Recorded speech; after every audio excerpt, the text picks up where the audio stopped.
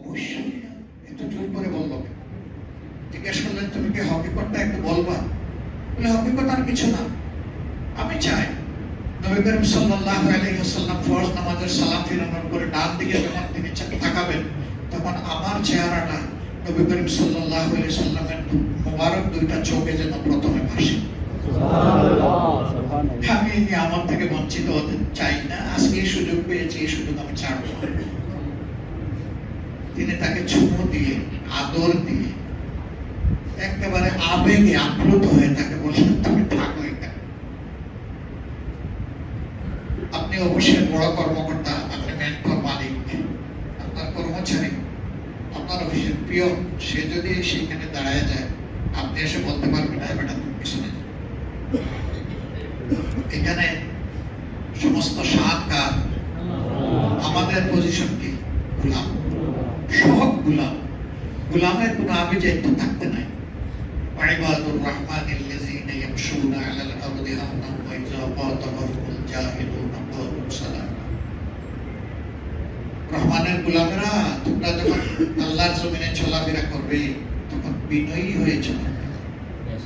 তুমি উদ্ধত হইও না, অহংকারী হইও না, জগলাটে হইও না, তুমি বিনয়ী হও।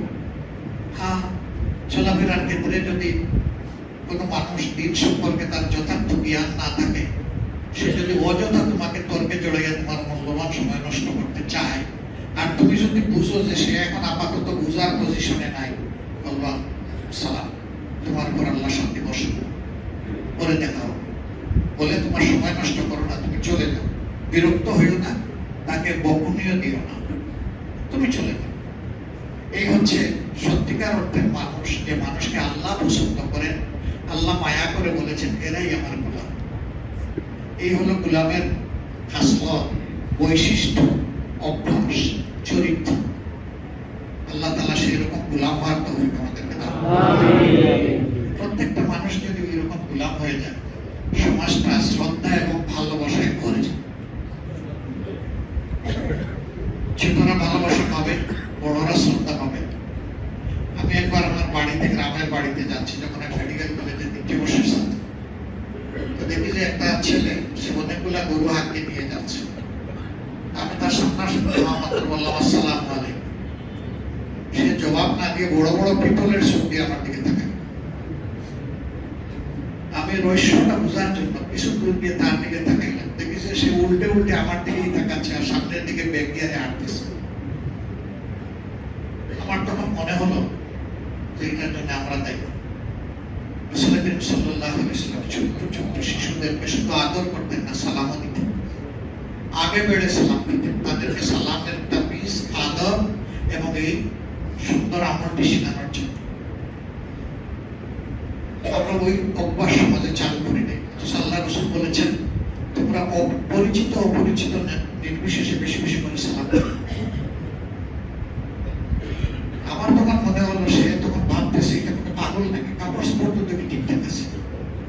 এত বড় মানুষই আমি একজন ছোট মানুষ গরু আগে নিয়ে যাচ্ছে, আমার সালাম দিল নাকি আমার অপমান করলো।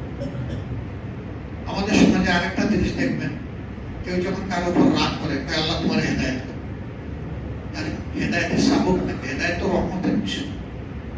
হেদায়েত দুনিয়ার সবচেয়ে বড় নিয়ামত আল্লাহ।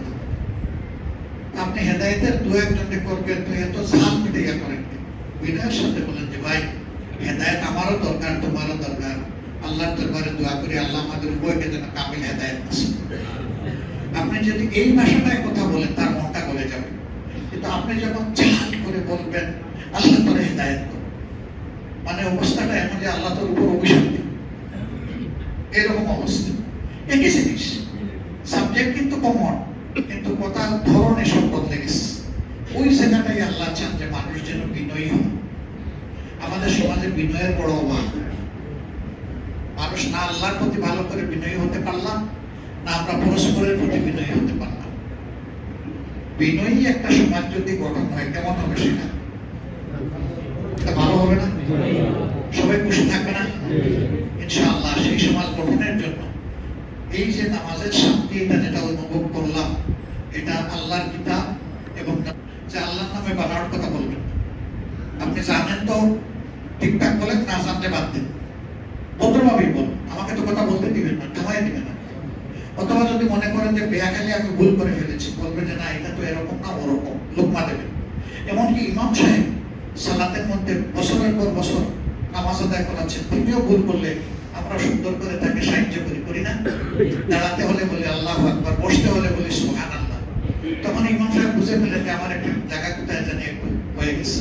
আর এরাতে যদি কোনো সমস্যা হয়, আপনি অপেক্ষা করবেন, প্রথমেই লুকমা দেবেন না, ওনাকে ওনারটা সংশোধনের সুযোগ দেবেন। উনি যদি দেখেন যে আবারও পারছেন না, তখন আপনি পিছন থেকে এরাতটা সহি জানা থাকলে আপনি তেলাওয়াত করবেন, যাতে ওনার জেহেনে এসে যায়, স্মরণে এসে যায়। দেখেন ইমাম সাহেব কিন্তু আমরা খাতির করছি না যে ইমাম সাহেব তো প্রত্যেকদিন সহি তরিকায় নামাজ পড়া, আজকে না হয় একটু ভুল করে ফেলেছেন, বাদ দেব, এটা করার দরকার নেই। আমরা কি এটা করি না? আমরা কিন্তু লুকমা দিই। তাহলে সমাজে কেন দিই? মানুষ আমরা ভুল করবই, করতে পারি না, করবই। এই ভুলের বৈশিষ্ট্য নিয়ে আমরা জন্ম নিয়েছি। আল্লাহর হাবিব বলেছেন, যদি তোমরা ভুল করে গুনাহ করে আল্লাহর দরবারে তওবা না করতে, তাহলে শুধু তওবা করার জন্য আরেকটা জাতি আল্লাহ পয়দা করতেন, যারা ভুল করতো, গুনাহ করতো, তওবা করতো, আল্লাহ তাদেরকে ভালোবাসতেন। সেই জাতি আমরা, আমাদের কিসমত অনেক বড় না? কেউ যদি কাউকে বলে ভাই তুমি তওবা করো, কি বলছো, এটাও বলে জাল মেটে গরম হয়ে গেল। এবং ভালো একটা জিনিস নাসিহা করবে তো ভালো ভাষায় তো বলবে, তা আমরা সেটা পারি না। আমি অনেক সময় আমার সহকর্মী পরিচিত লোকদেরকে বলি যে ভাই আল্লাহ তো টুর দিয়েছেন, তো দুই টুটে একটু সুন্দরবনের সামনে একটা মধু দিয়ে কষা দেও না, একটু হয়েছে। আল্লাহ তোমার জীবনটাকে মিষ্টি, জীবনটাকে মিষ্টি করে দিবেন, অন্যের জন্য এটা মুফিদ হয়ে যাবে, উপকারী হয়ে যাবে ইনশাআল্লাহ। তোমার ঝাল জবানে তো অন্যের উপকারটাও কেড়ে নিয়েছে।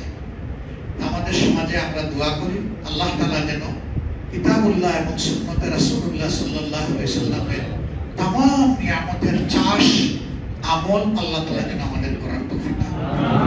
যদি এটা হয় আল্লাহর কসম, এই সমাজ শান্তির জান্নাতে পরিণত হয়ে যাবে ইনশাআল্লাহ।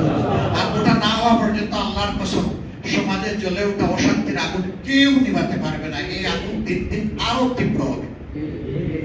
আল্লাহ তাআলা শান্তির দিকে আমাদেরকে হাঁটার তৌফিক দান করুন।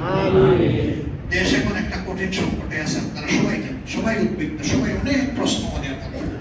আল্লাহ তাআলার কাছে সবাই দোয়া করবেন, আল্লাহ যেন শান্তির ফায়সালা দিয়ে আমাদেরকে সাহায্য করেন। আমিন। এই দেশবাসীর উপরে যেন আল্লাহ রহম করেন এবং আল্লাহ যেন আমাদেরকে রহমতের পথে, দ্বীনের পথে, কোরআন সুন্নাহর পথে আগামীতে হাঁটার তৌফিক দান